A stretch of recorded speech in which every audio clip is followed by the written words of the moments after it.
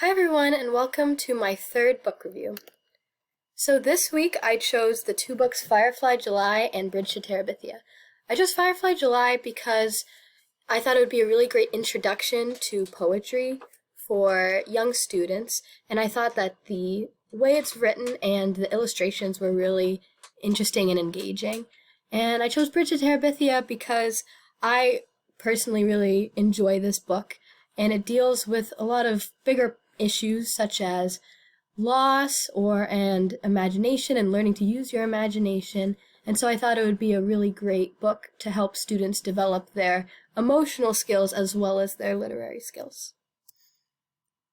But my main book is Firefly July, which was written by Paul B. Janesco, illustrated by Melissa Sweet, and it was the winner of the NCTE Award for Excellence in Poetry for Children. The genre is, of course, poetry, and the grade level is 1st through 3rd. So these are my standards for my first lesson. They're from Common Core and the Ohio State Standards. So my first lesson is geared towards 4th graders, which you might be thinking, but that book is 1st through 3rd grade. Why would you use it for 4th graders? But I think that the type of lesson I wanted to do fit really well with the book, but it was too complicated and more based in the standards for 4th grade, so I chose it for 4th instead. So the lesson will begin. The teacher will discuss the importance of poetry and how it portrays mood and feeling in a different way than other forms of writing can.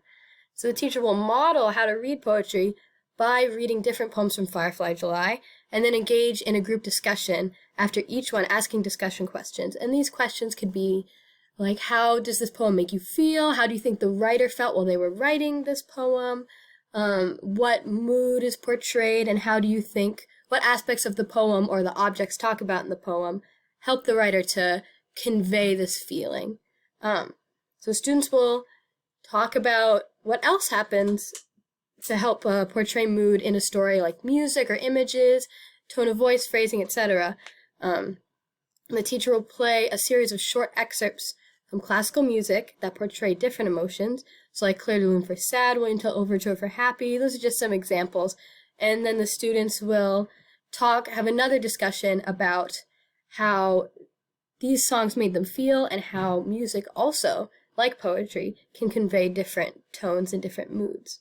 So after this discussion, they'll break into groups of 2 or 3 and choose one of the many poems from Firefly July and make an iMovie presentation portraying its mood. So the details of this iMovie are up to the students, but they must include at least 3 different aspects that portray the mood, and one of them should be music after having the music discussion.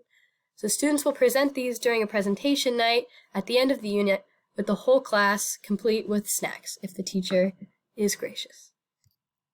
So now I will show you my iMovie that I made as a model.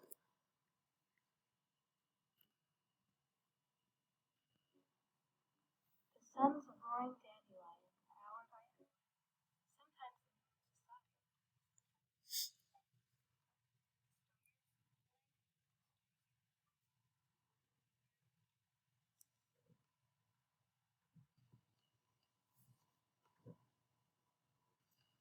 So as you can see, it doesn't have to be too complicated. It can be very simple, but just added some music, some pictures that help portray the mood. The mood I was trying to portray was more calm.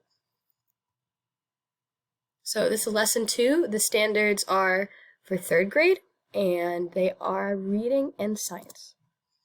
So another idea I had for a poetry unit, the teacher will discuss the importance of poetry again and how it portrays the world in a new, interesting, and descriptive way. The teacher will read aloud some poems from Firefly July, and the students will participate in a think, pair, share about how the different poems made them feel and how it changed their ideas of the everyday things that the poems focus on. And afterwards, students will be given 5 minutes to peruse the rest of the book and read some poems to themselves, to have a little silent reading time. The teacher will then connect the poetry with what the students have been studying about matter and how it has all sorts of different properties. The students will walk around outside, have some quiet time, and look for anything made out of matter, which is pretty much everything, and they'll take a notebook with them and write descriptions of one particular thing that they can later transform into a poem.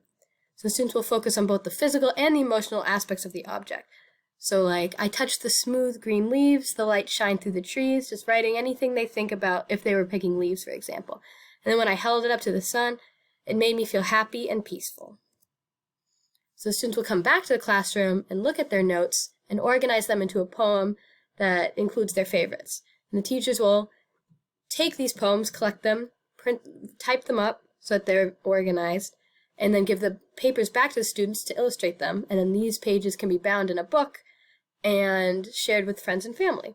So then the class will end in a small group discussion where students can share their work with each other and talk about how writing poetry helped them to better understand the objects they were studying and the different physical aspects of them. So second is Bridge to Terabithia, which I had already spoken about before.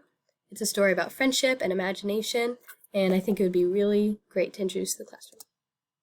Thank you so much for listening.